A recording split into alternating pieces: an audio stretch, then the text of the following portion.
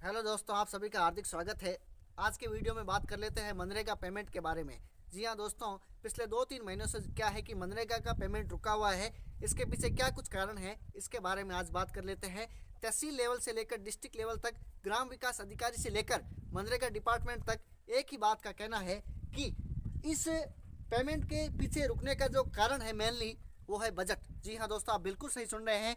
3 शब्दों से, 3 अक्षरों से मिलकर बना हुआ ये शब्द ही इसके बीच में आ रहा है कि अब तक मनरेगा के कर्मचारियों को कहे या मनरेगा के श्रमिकों को कहे तो उनको पेमेंट है वो नहीं मिल पा रहा है। तो देखिए दोस्तों, अब तक की मिली जानकारी के अनुसार यही सामने आ रहा है कि इस वजह से क्या है कि मनरेगा के कर्मचारियों को अभी भी इसका जो पेमेंट है वो प्राप्त नहीं हुआ है। साथ साथ मैं आपको बता दूं कि आम जन जो है, आम लोग जो है, उनका यह कहना है कि जब भी सरकार किसी भी योजना का जब लाभ बढ़ाती है तो उसका पेमेंट है वो रुक जाता है। उदाहरण के लिए चाहे छात्रवृत्ति हो, चाहे वृद्धा पेंशन योजना हो, इस प्रकार की जो योजनाएं हैं उनमें पेमेंट है वो रुक जाता है जब भी सरकार क्या है कि उसका लाभ बढ़ाती है। तो यही बात आमजन की तरफ से सामने आ रही है। मगर जब सरकारी लेवल पर इस बात का पता लगाया गया और यूँ कहा जाए कि जब मनरेगा डिपार्टमेंट से बात की गई तो उन लोगों ने यही कहा कि बजट की वजह से क्या है कि पेमेंट रुका हुआ है। जी हाँ दोस्तों, बजट की वजह से क्या है कि पेमेंट रुका हुआ है, ये बात सामने आ रही है। लेकिन आमजन का ये कहना है काफ़ी लंबे समय से इस मुश्किल का सामना है वो कर रहे हैं और इसके पीछे एक ही कारण है कि जब भी सरकार योजना का लाभ बढ़ाती है तो पेमेंट रुक जाता है। यही वृद्धा पेंशन, यही छात्रवृत्ति और अब यही मनरेगा के जो लाभार्थी है उनका ये कहना है।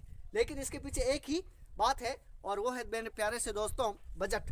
तो सरकार का, राज्य कर्मचारियों का यही कहना है कि बजट की वजह से क्या है कि मनरेगा का जो पेमेंट है वो रुका हुआ है। साथ ही साथ मैं आपको बता दूं कि जब तक बजट पेश नहीं हो पाता है, बजट के लेवल पर ही क्या है कि उसके बाद ही इन लोगों को अपने उनका पेमेंट करवाया जाएगा। तो अप्रैल के बाद ही क्या है कि 100 में से एक ही बात है कि 100 बातों की एक बात की बजट के बाद ही, अर्थात कहा जाए तो अप्रैल के बाद ही मनरेगा के जो श्रमिक है, कर्मचारी है, उनको पेमेंट मिल पाएगा। तो ये बात थी। दूसरी बात ये कि आप इसके बारे में अधिक जानकारी प्राप्त करने के लिए 181 पर कॉल भी कर सकते हैं।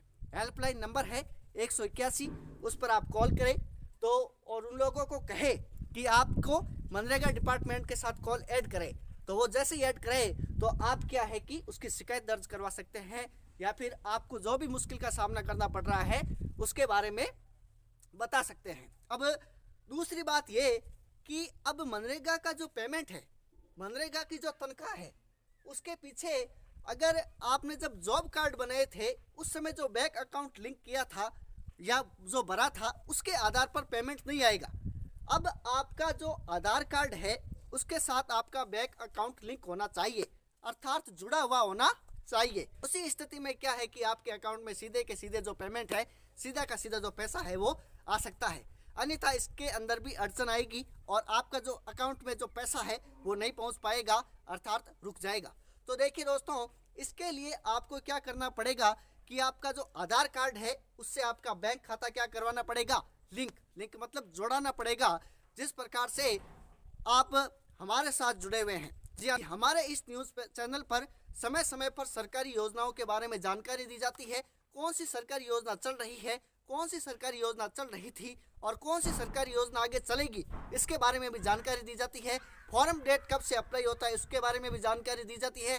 तमाम सरकारी योजनाओं के साथ जुड़ने के लिए, यूँ कहा जाए कि तमाम सरकारी योजनाओं के साथ जुड़ने के लिए सबसे पहले जुड़ जाइए आप अपने भाई के साथ, क्योंकि आपका भाई आपको समय समय पर बताता रहेगा कि कौन सी सरकारी योजना चल रही है, कौन सी सरकारी योजना चल रही, किस प्रकार फॉर्म की डेट होएगी, किस प्रकार से जो सूचना है वो आपको आगे से आगे पहुंचाता रहेगा। तो चैनल पर नए हैं तो चैनल को सब्सक्राइब कर लीजिए, वीडियो को लाइक कर दीजिए और आगे उन तमाम लोगों को शेयर भी कर दीजिए जो मनरेगा के पेमेंट का इंतजार कर रहे हैं और उनको कह दीजिए कि अप्रैल के लगभग बाद में ही क्या है कि पेमेंट मिल पाएगा।